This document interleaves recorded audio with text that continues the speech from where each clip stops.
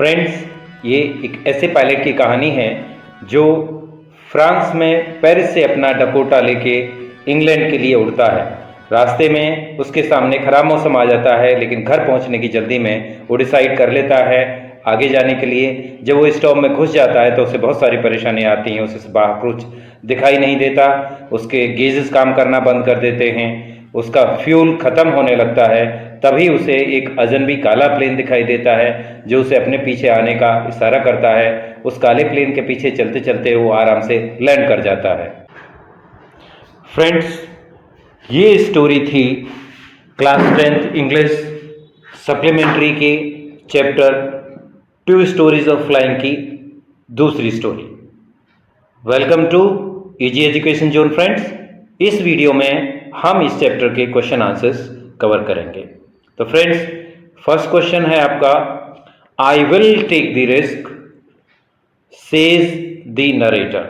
Narrator कौन होता है? जो स्टोरी लिख रहा होता है, यानी जिसने ये स्टोरी लिखी है। तो पायलट ने ये स्टोरी लिखी है जिसे बैड वेदर का सामना करना पड़ा था, तो वो बोलता है I will take the risk. तो फ्रेंड्स, यहाँ पे मॉडल यूज हो गया विल, जिसका मतलब आगे के टाइम की बात कर रहा है कि मैं रिस्क लूंगा। सेज द नरेटर, नरेटर कहता है, एक्चुअली ये प्रेजेंट फॉर्म है, कहता है। What is the risk? अब क्वेश्चन है कि रिस्क क्या है, and why does he take it, और वो इसे क्यों लेता है। टेक माने ये बेस फॉर्म है वर्ब की, क्योंकि डज प्रेजेंट फॉर्म आ गई। वो लेता है, क्यों लेता है इसे। ओके फ्रेंड्स, तो यहां पर देखिए लास्ट में एक क्वेश्चन है, तो वाई क्वेश्चन वर्ड के बाद में टाइम वर्ब आ रही है डज, और आगे टेक है, बेस फॉर्म ऑफ वर्ब हो गई एक्शन वर्ब में। अब आंसर लेते हैं। The narrator is flying a plane. आपने देखा स्टोरी में कि जो नरेटर है वो पायलट है।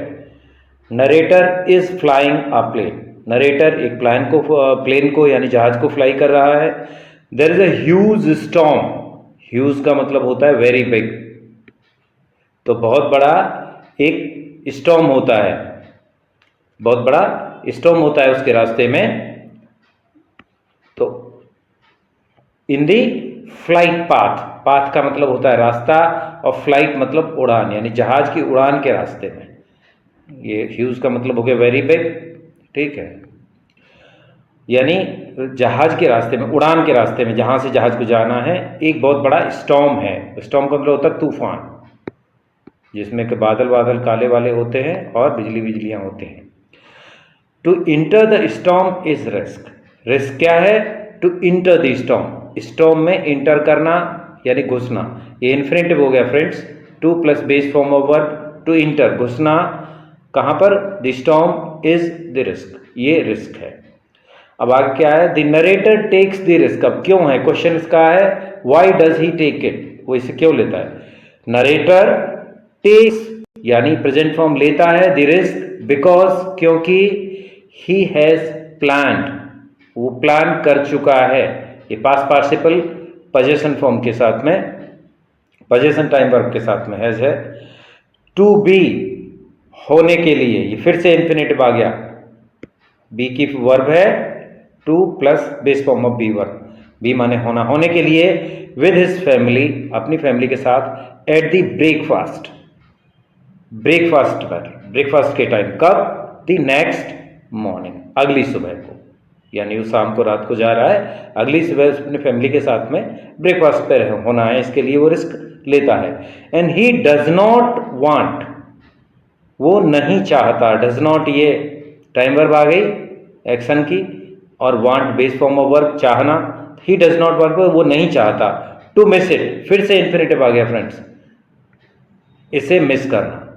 इट माने इसे, टू मिस माने मिस करना। किस चीज को? ब्रेकफास्ट को, अगले दिन की सुबह वाले को। Describe the narrator's experience. Friends, sentence के पे ध्यान दो थोड़ा सा, सेंटेंस किस तरह का है। देखो ये क्वेश्चन मार्क नहीं आ रहा है इसमें कहीं पे भी। तो मैंने बताया था कि दो तरह से हम क्वेश्चन पूछ सकते हैं, या तो क्वेश्चन के थ्रू और या कुछ करने के लिए कह गए। तो क्या बोला है इसमें? ये इंपेरेटिव सेंटेंस है फ्रेंड्स। इसमें बोला है डिस्क्राइब करो, यानी वर्णन करो, इंपेरेटिव सेंटेंस है, वर्ब की बेस फॉर्म से शुरू हो रहा है। Describe narrator's experience, apostrophe S, narrator का एक्सपीरियंस, एज ही फ्लू, ये पास्ट फॉर्म आ गई।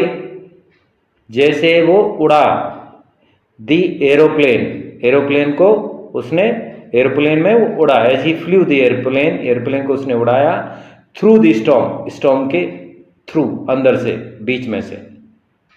Answer friends, as the narrator, narrator कौन है? पायलट है, कहानी सुनाने वाला। नरेटर होता है जो कहानी बताता है।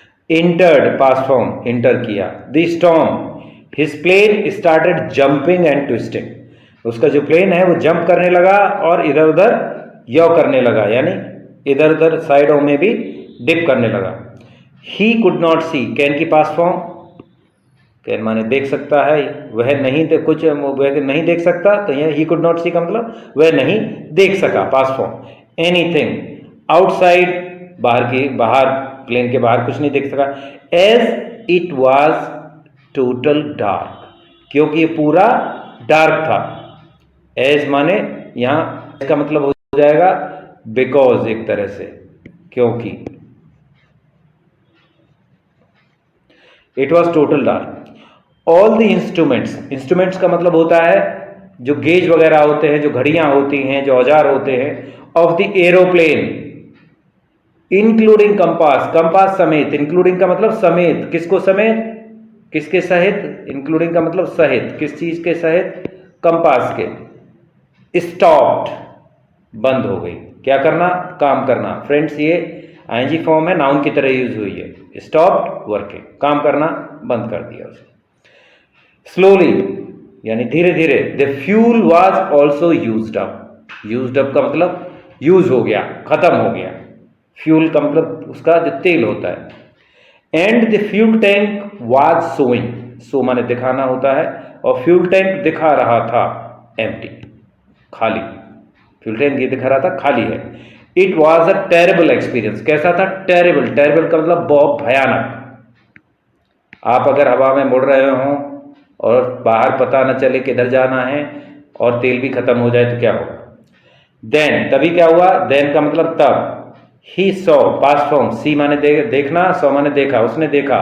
अनदर ब्लैक प्लेन, एक और ब्लैक प्लेन देखा उसने, बाय हिज साइड, अपनी साइड में। The plane had no lights, possessive form होगी पास्ट में, पजेशन की। प्लेन के पास लाइट्स नहीं थी, यानी प्लेन में कोई लाइट्स नहीं नजर आ रही थी। The pilot of the plane signal, उसने सिग्नल किया, past form. Pilot of plane ने, प्लेन के पायलट ने, pilot plane, pilot of the plane ने सिग्नल किया हिम, उसे, क्या करने के लिए, इन्फिनेटिव आ गया फ्रेंड्स, टू फॉलो, फॉलो करने के लिए। फॉलो करने का मतलब पीछे आने के लिए। The pilot followed, past form आ गई सिंपली, पायलट ने फॉलो किया, पायलट ने पीछा किया, किसका, the black plane, black plane का। एंड लैंडेड सेफली, लैंडेड माने उतर गया, पास्ट फॉर्म फिर से, सेफली का मतलब हो गया सुरक्षित। तो ये फ्रेंड्स उसका एक्सपीरियंस था। अगला क्वेश्चन है, why does the narrator says, does आ गई क्योंकि इंटरोगेटिव है। अगर प्रेजेंट फॉर्म पास्ट फॉर्म में इंटरोगेटिव बनेगा तो time verb do does did आएंगे। Why does the narrator says नहीं होगी, से आएगा फ्रेंड्स, यहाँ ये एस को काट दो, क्यों कि ये इस समय पर फाइनाइट वर्ब है। तो व्हाई डज द नरेटर से, क्या कहता है, आई लैंडेड सेफली, मैं सेफली लैंड कर गया, पास्ट फॉर्म है। एंड वाज नॉट सॉरी, और मैं सॉरी नहीं था, to walk away, infinitive, to walk मैंने जाने के लिए, चलने के लिए, अवे दूर, फ्रॉम दी ओल्ड डकोटा, जो ओल्ड डकोटा था, डकोटा क्या था, प्लेन था उसका, एरोप्लेन, उससे दूर जाने के लिए मैं सॉरी नहीं था, मतलब मुझे उससे दूर जाना अच्छा लग रहा था।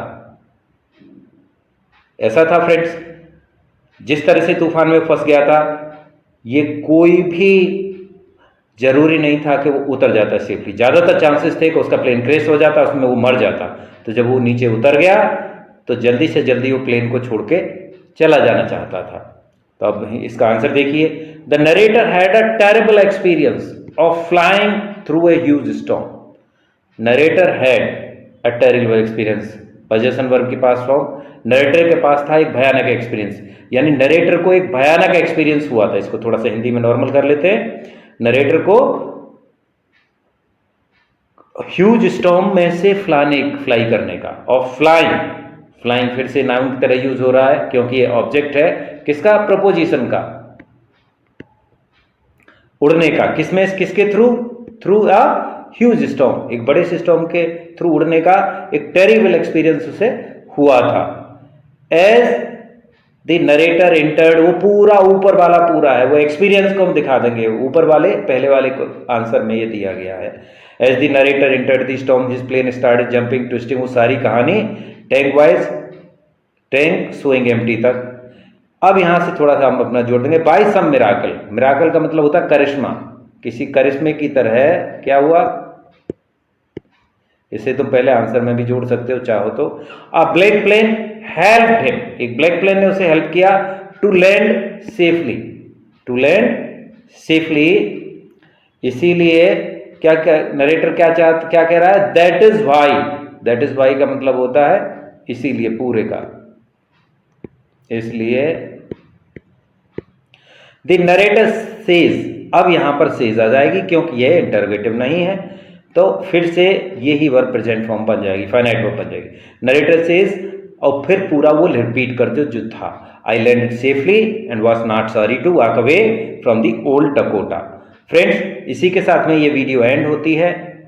अब मिलते हैं आपसे नेक्स्ट वीडियो में, तब तक के लिए have a good time and good studies.